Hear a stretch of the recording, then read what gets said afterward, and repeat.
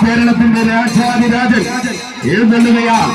സാക്ഷാൽ ഗന്ധർവ രാജാവിന്റെ വരവ്, അഴകന്റെ രാജസിംഹാസത്തിന്റെ ഐശ്വര്യത്തിന്റെ കിരീടം അണിഞ്ഞു വാഴുന്ന ഗജരാജ പ്രജാപതി കതിർവില്ലഴകൻ പാമ്പാടി രാജന്റെ വരവ് വരികയാണ്. പാമ്പാടി രാജൻ വരികയാണ്.